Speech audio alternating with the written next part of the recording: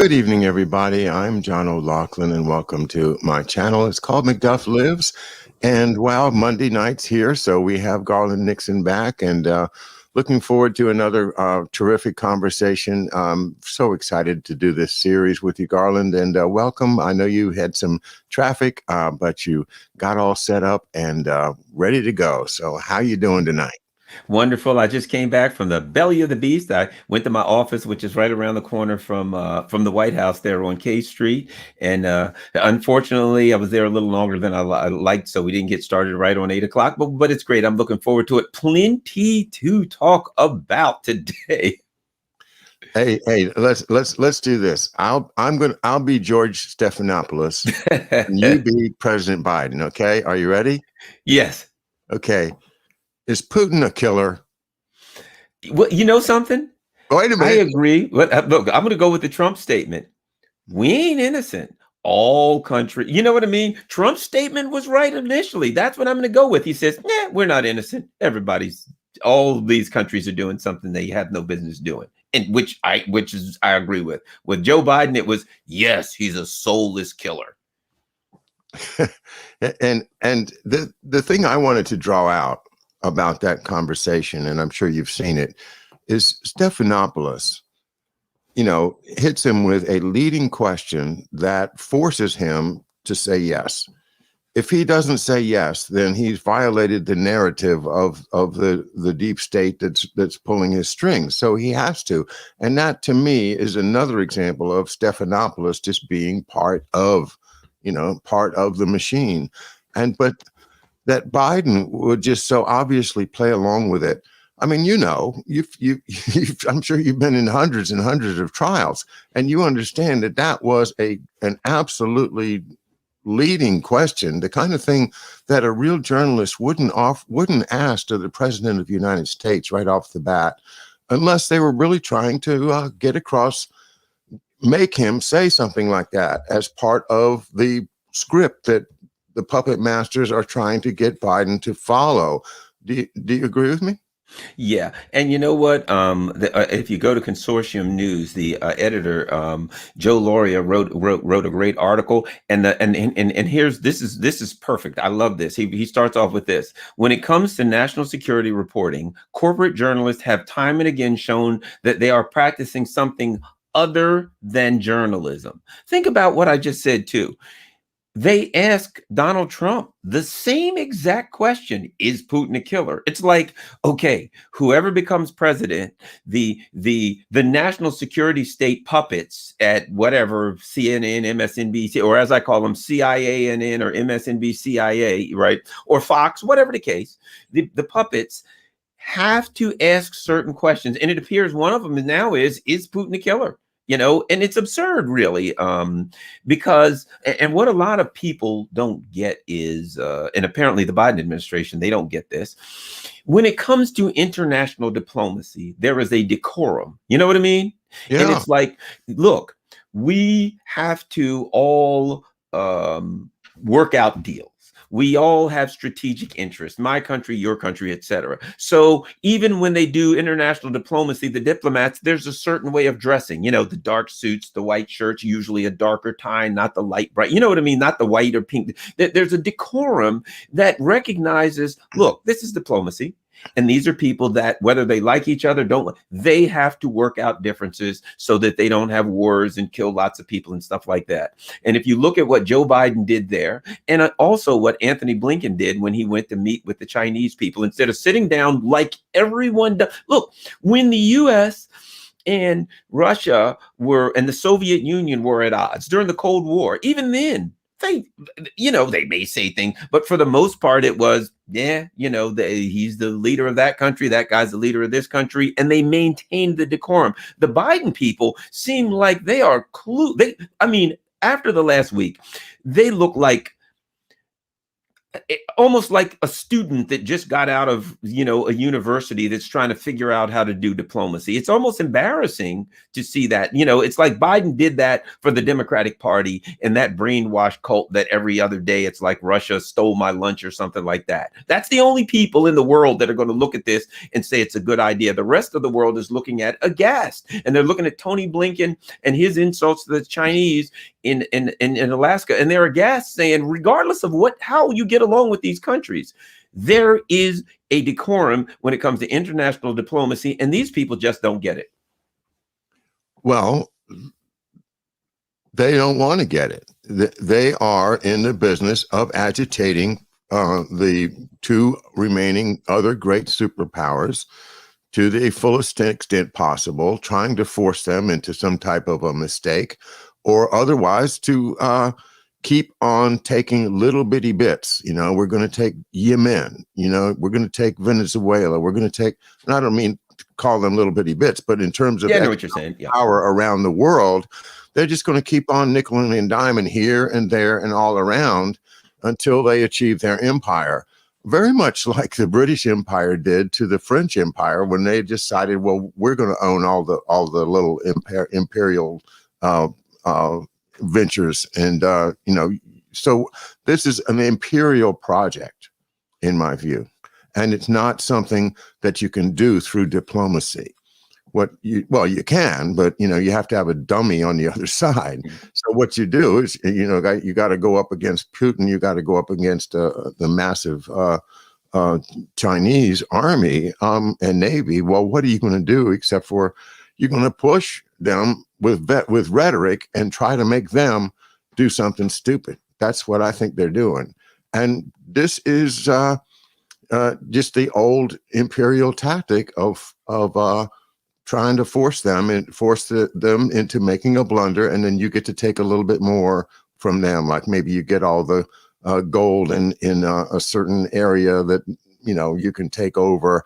Boom! It's resource plays to me. It's all about just grabbing, and so I don't think that they're just stupid. I think that they're doing exactly what this is what John Foster Dulles said right at the beginning of the Cold War. He said, it's a Manichaean world, it's a world of good and evil.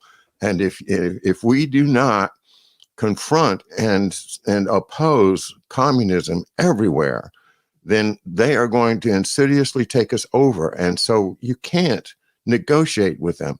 That was exactly the basis of the Cold War, was to say, no, these are soulless people.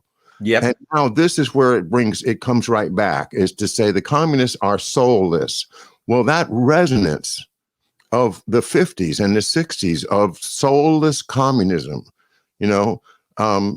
atheist, what do they call them? Atheistic communists, right? They have no soul. They're just pure evil. That was the pitch then, and we're getting back to that pitch right now. And who's in favor of it? Well, I agree with you that the Democrat establishment is in favor of it, but equally the Republican establishment is in favor of it, and that's why everybody decided that Trump has got to go, because Trump was opposing this blob that we identified last week. That I think that its operations are coordinated at the top of both parties. I think McConnell is a puppet, and I think all of the Pelosi and Schumer, they're puppets.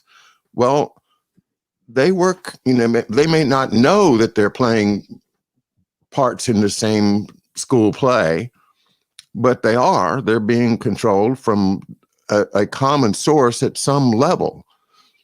Where that is, exactly who's doing it, I don't know, but I cannot accept the idea that they're just stupid.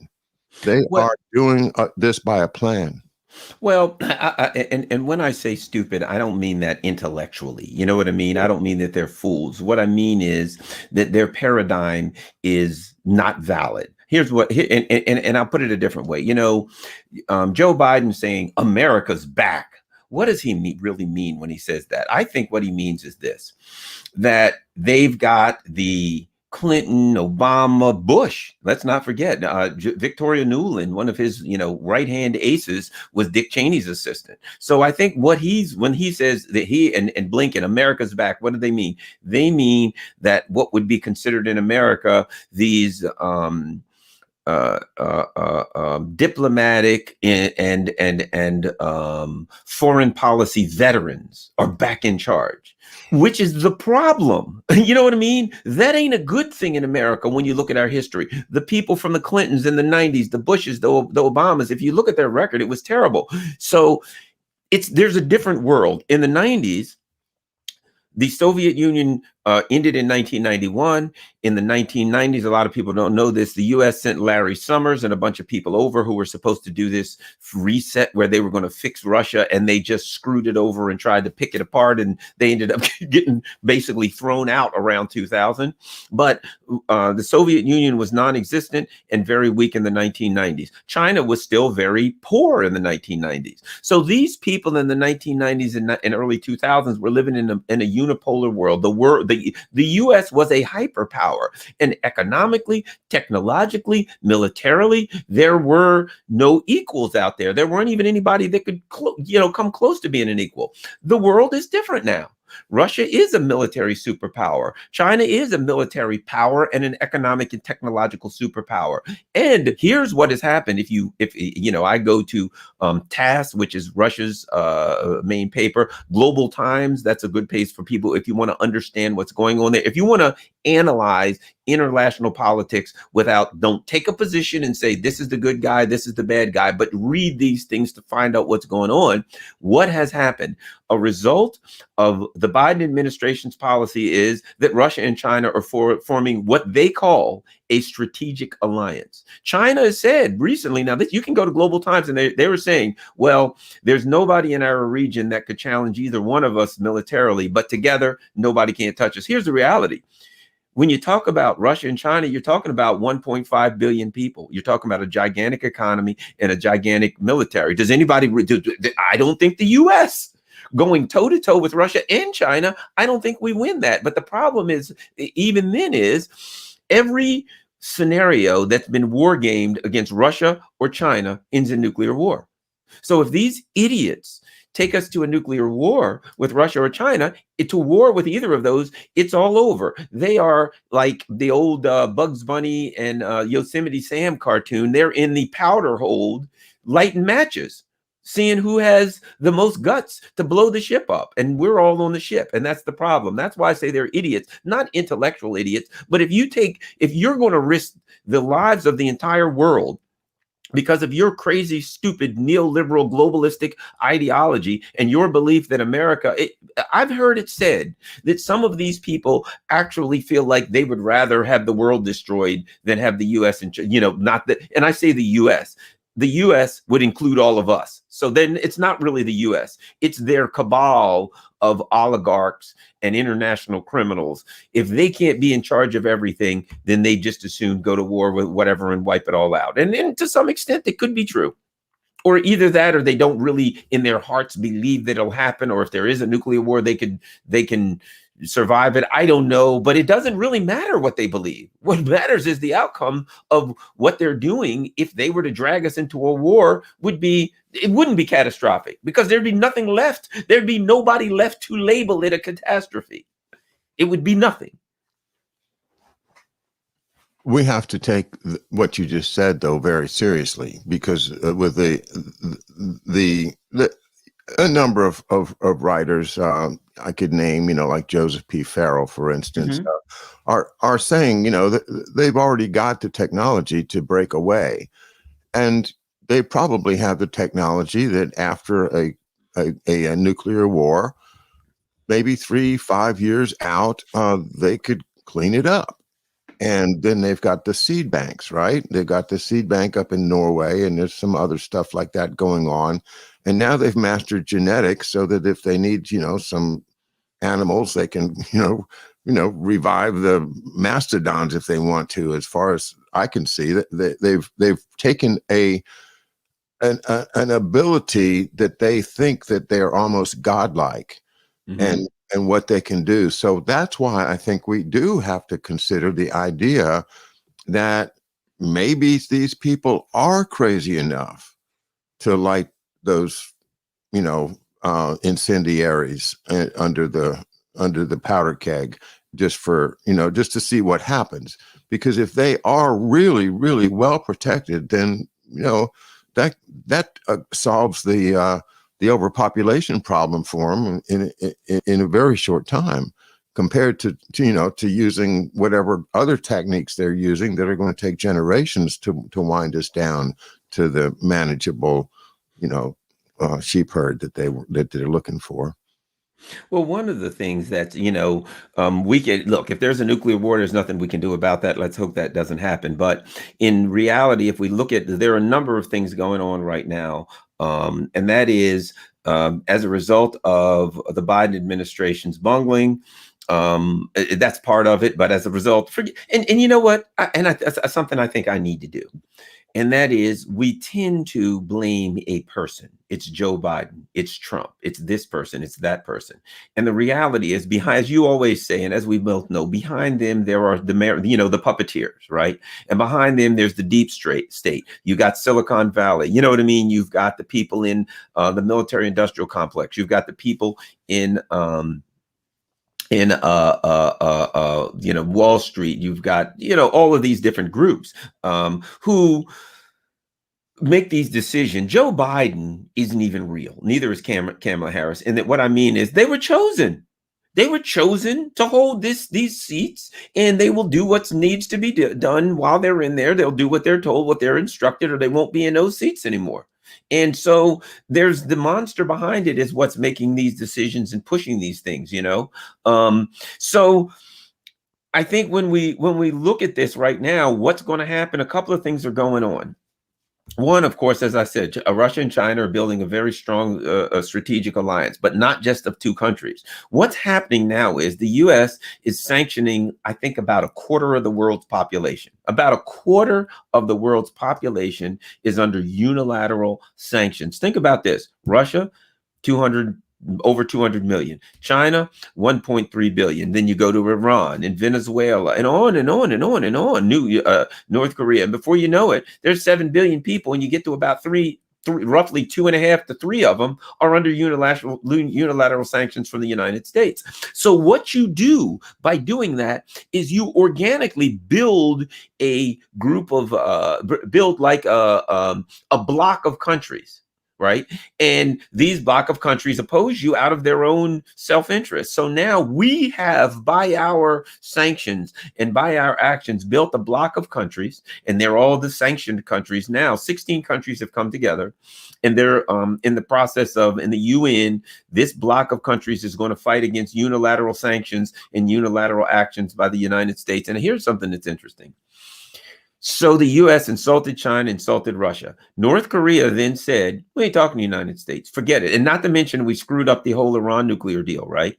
So now North Korea said, I'm not, because the U.S. is like, we want to talk to North Korea. If you look online, you'll find that the U.S. Diplomats are now saying, we've been sending them emails, we've been calling them, they won't answer. North Korea's answer is, we ain't talking to those people. They've said they're hostile towards us. Until they cease hostilities, we will not meet with them. Because you know how what the U.S. does? They say, we're going to kill you, we're going to kill you, we're going to kill you. Now you got to talk to us. So they've said, we ain't talking to the U.S. Forget it. They're out of the picture. China, the president of China said, I'm going to work with North Korea, and we're going to make the Korean peninsula safe. Think about that. So now the president of China is saying, we're going to act as the arbiter. So basically, because the only way we deal with people is by threatening them, North Korea says, we won't talk. China says, we ain't going to threaten you. We're going to talk. Let's work on something mutually beneficial. That's called diplomacy. So if you've got a country, if you and I are working out a deal, and one guy says, hey, John, I'll kill you if you don't give me what you want. And I say, let's work out a mutually beneficial deal. You're going to deal with me. That's what the U.S. is creating now. It's going to be interesting to watch what happens with North Korea as China worked with North Korea, South Korea, and other countries to work out a deal who have to work with China. Why? Because it's the biggest economy. South Korea You know where their number one trading partner is? Australia, Japan. Their economy is so big now that all of the countries in the area have China as their number one trading partner, and they've got to work with them. That's diplomacy. This business about these are the good guys and those are the bad guys may play well with the Democratic Party. Yay, you hate the Russians. The Republican Party, yay, you hate the commies in China. It works well at home to people that don't understand international diplomacy, but on a broad scale, you got to work with everybody to get things done. The Biden administration is proving that they are unwilling, and from the looks of the things, not competent to do that. And you're going to see other dynamics start to form. In fact, China's probably licking their chops saying, this is a great opportunity for us to show the world that we can do diplomacy and solve problems, and that these idiots over here are just, wallowing around trying to figure out what's going on. I think the Biden administration, the current foreign policy, will end up being disastrous. I think it already has. I think last week will go down as one of the most disastrous weeks in U.S. foreign policy in many years. And that's just a signal of things to go with this flock of morons. I think it's going to get worse. And let's see, someone in the chat noted, as we also have seen, is Myanmar. And Myanmar is a place where China had invested a great deal, and according to this coup now, they stand to lose everything. Well, who's behind that coup, and why is the U.S. supporting behind the scenes? This is another one of those grabs, that the blob, the deep state says, hey, we can grab Myanmar from China and get away with it. That kind of provocation is, it all is profitable. And that gets back to my other question, because the interplay between NATO, Atlantic Council, and the arms industry, which is basically to say the banking industry, because it's all, banking and arms is like almost the same thing. Right. Well, yeah. And banking and that power structure has superseded the official constitutional order of military command, I submit.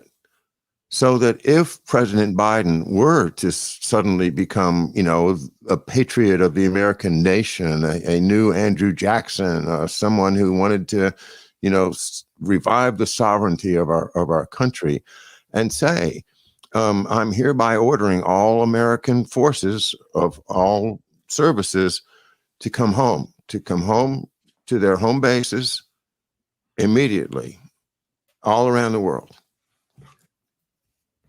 Could they do it? Or would NATO say, no, you can't. The president no longer has control over the troops. The troops are staying where we say they go, because we're NATO, and we're the ones that got all the deals, because we don't want to lose our deals. So, President, you sit down and shut up, or else, you're gonna have a health problem. And then we'll put Kamala in there and see if she needs a health problem. But we're going to get this done.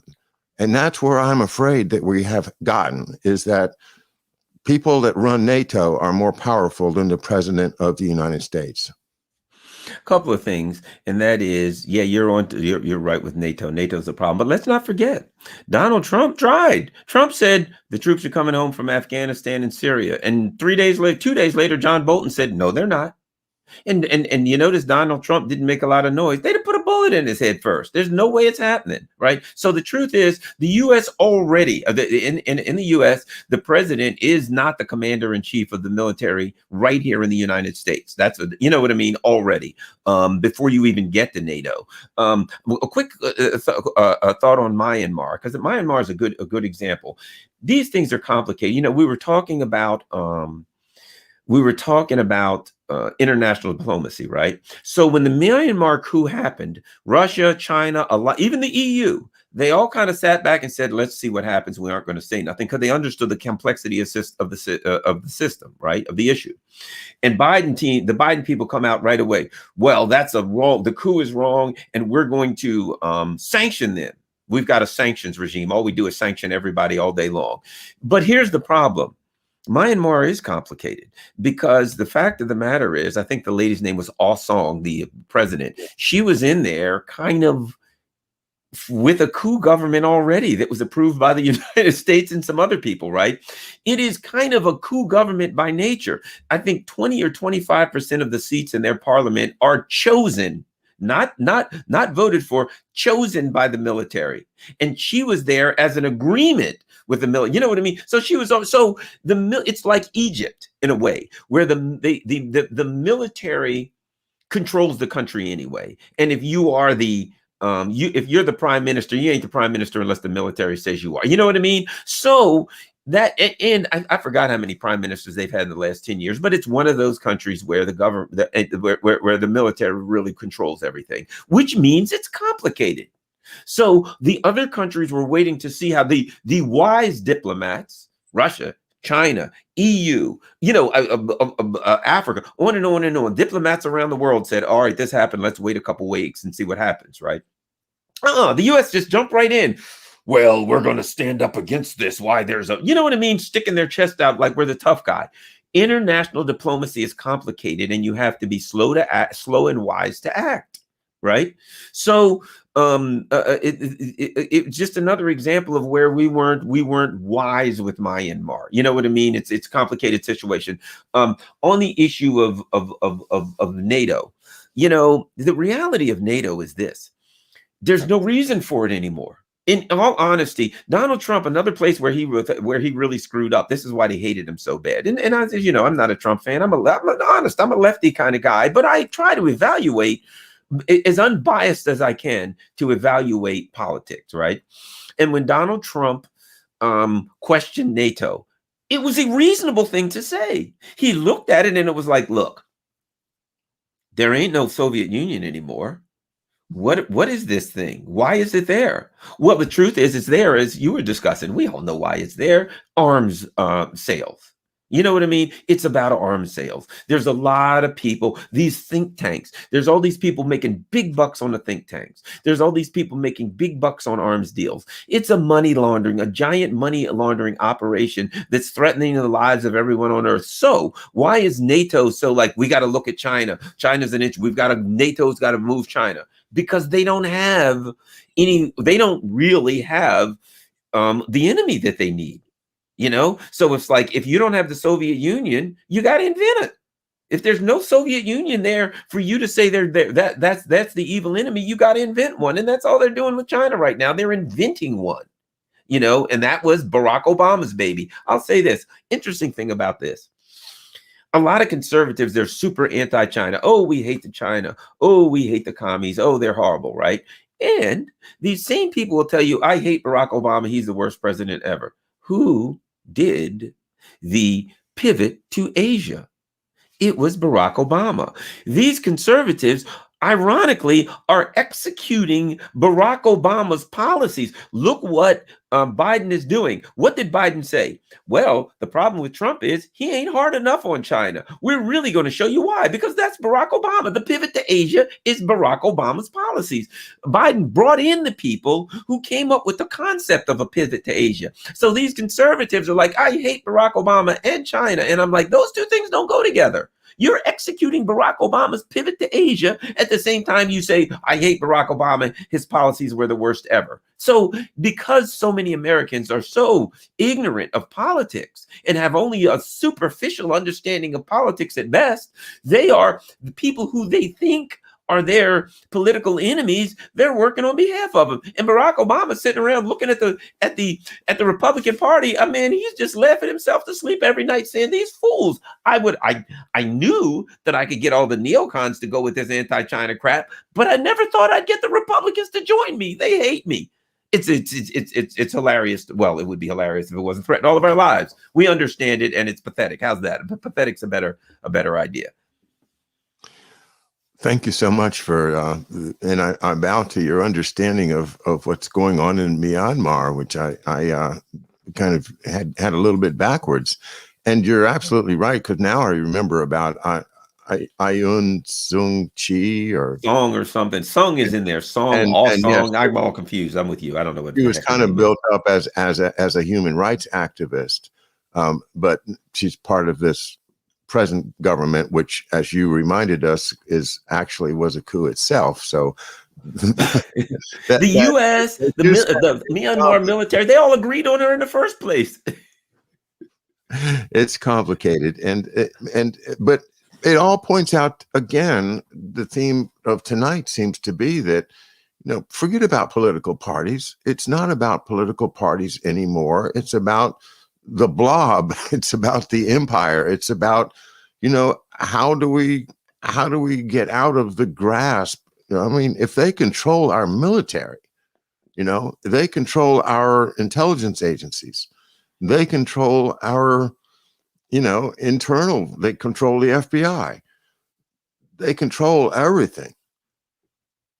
What can we possibly do other than try to get control of Congress ourselves, to get these dinosaurs out of there? Like, my congressman, Stinney, the go along guy, Oh, Hoyer. I Steny mean, Hoyer. but, He is the worst of the machine. but look. I mean, let's take Southern Maryland for an example, because I know you're familiar with Maryland generally, and look at Southern Maryland. Without the military, there is nothing. Mm-hmm. There is nothing. If you don't have Pax River, Yep. if you don't have Indian Head, Yep. and other small informations, Blossom Point and some secret stuff, but there's a lot of military all over here, Navy, everything. If you took that away, the whole area would crash. The property values would go to hell. There would be no support. There wouldn't be enough taxes coming in. It would just be a disaster. So this is why we support the military industrial complex, because if we don't, we are facing an economic disaster of biblical proportions, because everything already depends upon the military.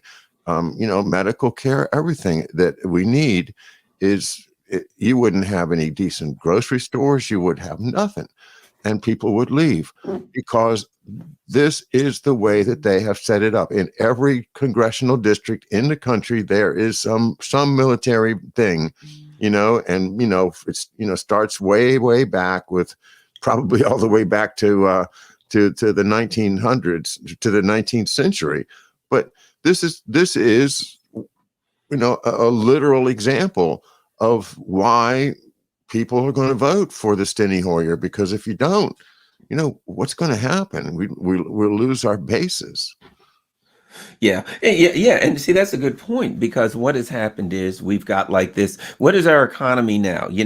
We had an agrarian economy, right? And see, the thing about an agrarian, I'll just say this: the good thing about the initial agrarian economies are they were local, right? They were owned by local farmers. Farmers owned them, and they sold stuff, and they made money, and they could survive, right? And then you had some bigger farmers, that some wealthier farmers had bigger farms, et cetera. An agrarian society. So we went to an industrial society.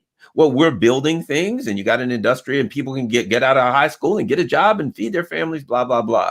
But now we've got something that's really nefarious. And we've got this financialized and militarized economy. It's just what you were saying. Okay, where does all of the money coming from? It's like you're saying, around the nation, it's these military installations. Maybe they're testing missiles over here, they're building things over here, they're practicing things in this area, whatever the case may be.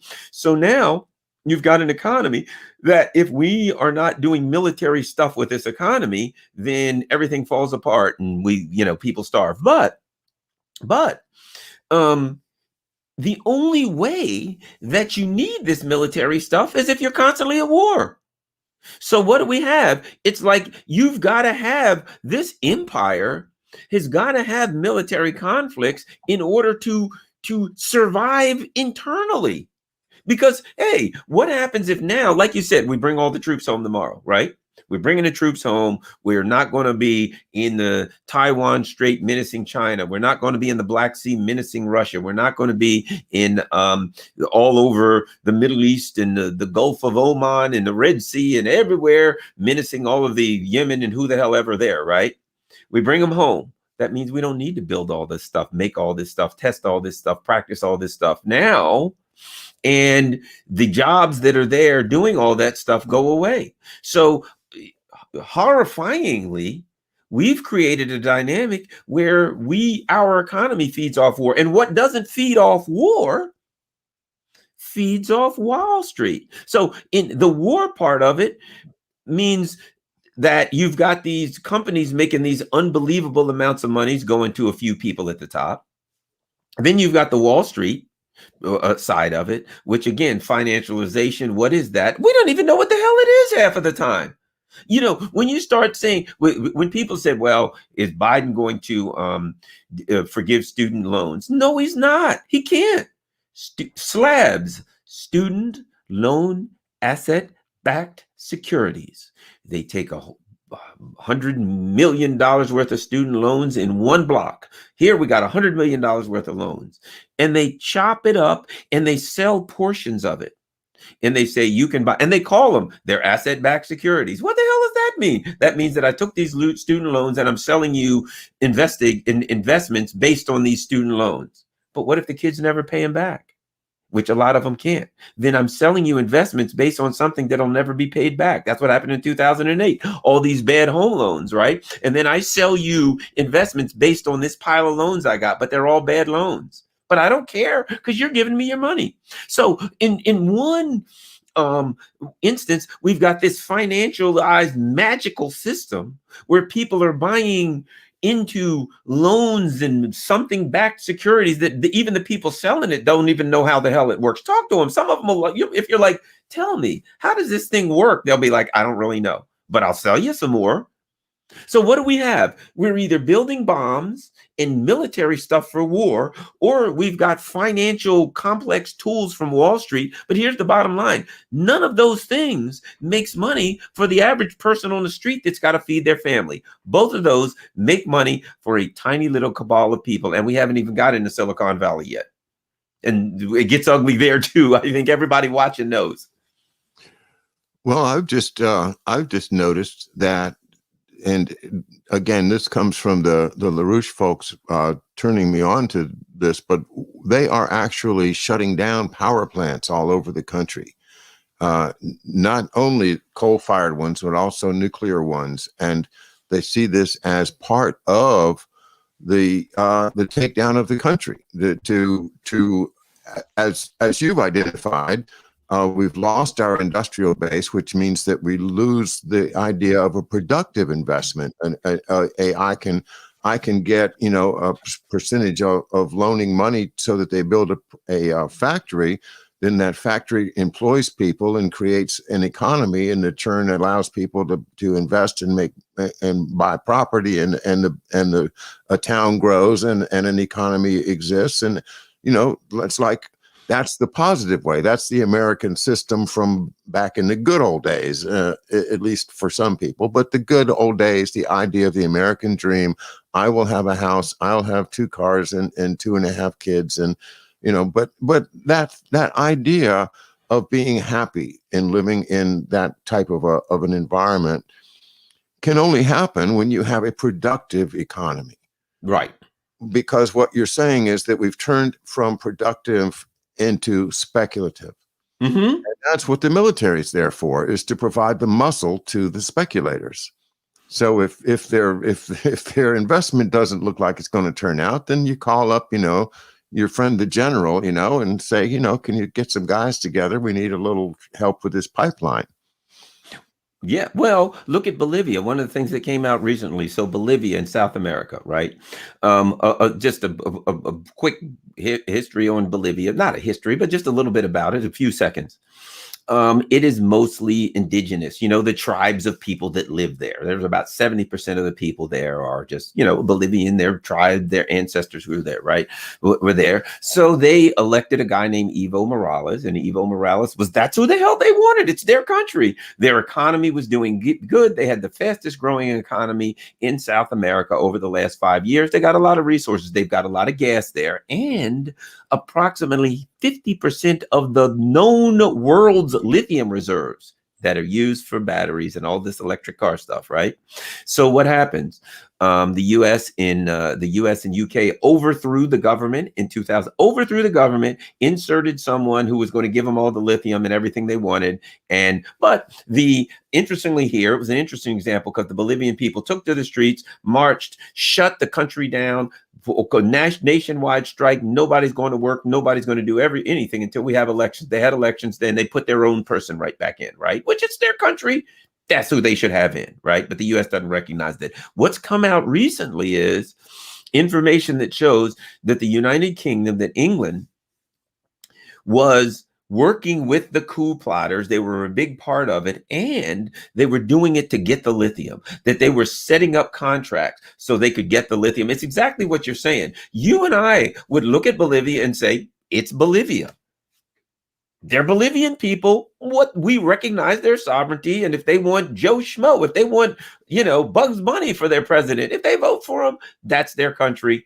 More power to you. If we want some lithium, we go talk to them. We set up a deal that's beneficial for everybody. We buy the lithium. Just like you go to the store. If you want a bag of potato chips, the guy says it's $1. You give him $1, you walk away with the potato chips, right? That's the way you and I would see business. That's the way most Americans would see business, but not the monsters that run this country. They looked at it and they're like, hey, they got lithium. And they're going to want a fair market price for them. And that ain't what we do. We don't give them a fair market price. We'll overthrow the country. We'll stick a puppet in there, and then we'll just steal all the lithium. And again, and I think that's what we're talking about. They look around the world, and they're like vultures. The worst thing that can happen if you got a small country, the worst thing that can happen to your country is that you could find a valuable resource. Hey, look, we've got oil. We've got gold. We've got gas. You get that, they're coming with some democracy. If you get that, they're going to suddenly decide you've got socialism that has to go. You've got something that is unthinkable. Your boss, your leader is a dictator, right? Putin's a dictator. Xi's a dictator. Maduro's a dictator. Assad's a dictator. You go down the list of countries that the U.S. doesn't like. Every leader is a dictator. But for some reason, Mohammed bin Salman, the actual dictator of Saudi Arabia, one of the most autocratic, murderous dictators on the face of this earth that literally cuts people up with bone saws, this guy ain't a dictator. He sought up and we're always like, well, if you touch an American, you're in trouble. He sought up a guy who wrote for the Washington Post alive. And the U.S. is like, but we still need that oil. Screw that. Now, this guy over here in this small country that he has lithium, dictator, buddy, he's got to go. And the world sees through it. We see through it. Our people in the chat see through it, and we see through it. And that somebody said Biden's a dictator. No, he's the opposite of a dictator. He is a conduit. He is an empty vessel through which the power of the ruling elite flows through. He can't make a decision. The guy, he can't even barely walk up the stairs. He don't know what the hell he's doing. And you know what I mean? If people are mistaken if they think Biden's a dictator, he's not even real. Kamala Harris and Biden, they're just a chess piece. They could throw them in the trash tomorrow and get any matter of a dozen other people to replace them with for exactly the same thing. Yeah, chess pieces. But that's the way you lose, is to put puppets in and try to operate things from behind. As every story of military success requires that the commanders have the authority to make decisions. The commander has to be able to say, hey, we need some artillery over there right now. Go. You don't have to call up and say, hello, can I talk to the commissar? I think I need to ask for some artillery, but I have to wait until he calls me back. And then Hitler says, well, I'm taking a nap, so I can't talk to you right now. And so there goes Normandy. Well, that's bad leadership when you are not allowing the person in the presidency, your puppet, if that reflects the bad kind of that, remember the line in Red October where Fred Thompson says, son, the average Ruskie don't take a dump without a plan. I mean, that's the American way, is that we don't need plans, just go get them. We're going to win this thing. Well, anyway, wow. I really did enjoy tonight. And I keep again and again marveling at your ability to grasp all of these foreign policy situations. And you're definitely a news hound. You're keeping up on things. Tell us again, what are the sources that you use to catch up with all this foreign news without having to wade through the partisan nonsense? There's a couple of things I think that are important. And I found this: people who are international security analysts tend to go to the country that you're concerned with to read their stuff. Like, for instance, every day I go to TASS, TASS. That is Russia's news outlet. And one of the things that's important when you go to the various countries' news outlet is see what's at the top. See, you know what I mean? See what's at the top of what the headlines are. You can tell what's important to them, right? I'll go to Global Times. That's the Chinese. I look at that and I say, what's going on with the Chinese? I want to know what their response is to the Alaska. So I go there. Now, there are some websites that I go to that are the really good alternative sites. I like Mint Press. That's a good one. Mintpressnews.com, consortiumnews.com. That's a good, that's a very good one. There's just antiwar.com. Antiwar.com is good, but they infuriate me because they're anti-war, but sometimes they're not anti-regime change. And I'll be clear about this. Anti-war is a libertarian site, so they hate the left.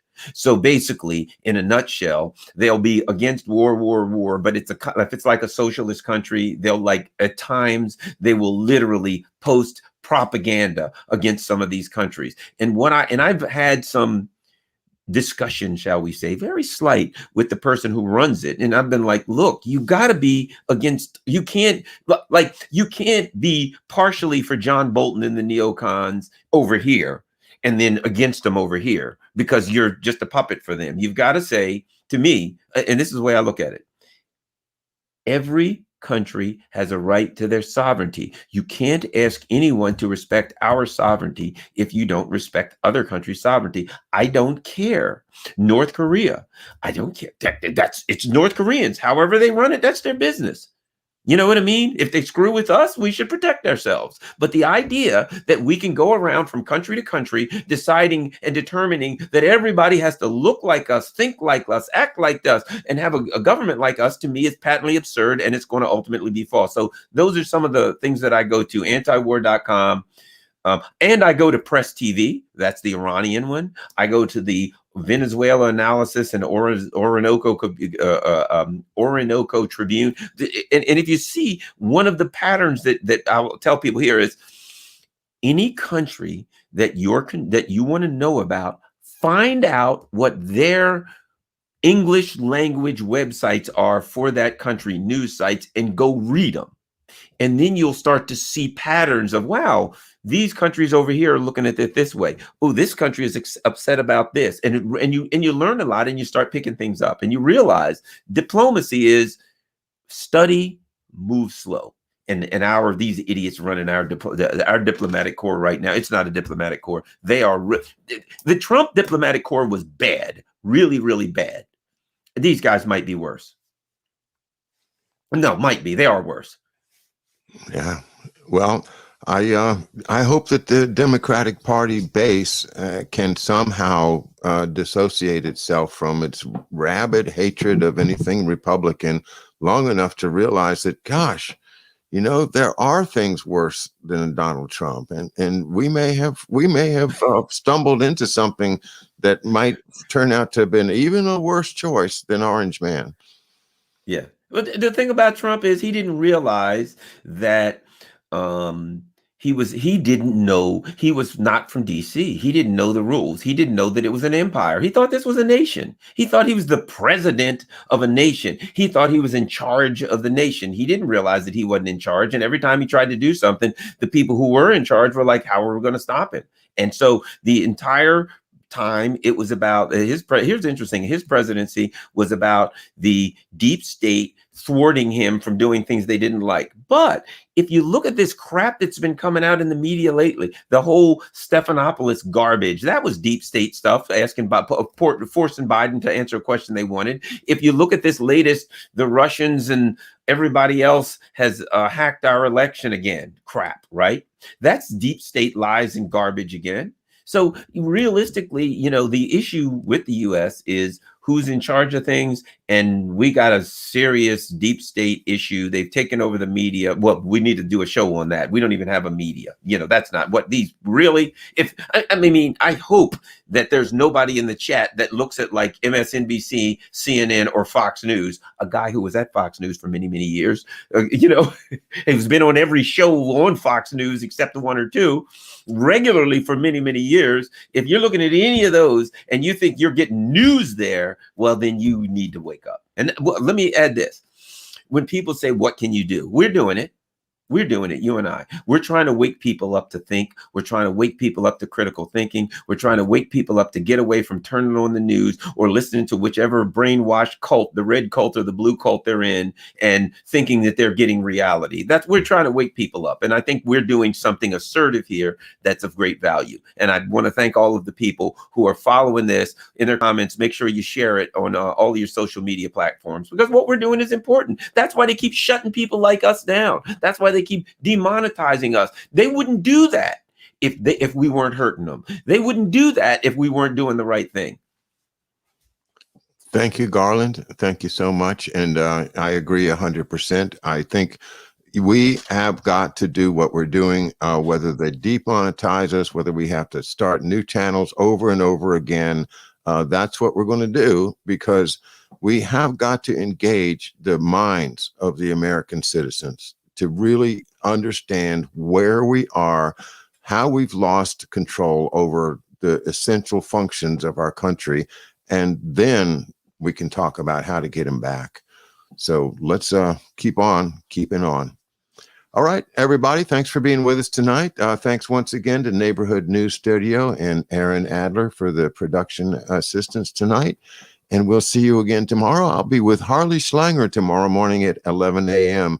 for another discussion with the great Harley Schlanger of the LaRouche organization. So we'll see you then. Good night, and thanks again, Garland Nixon. Thank you.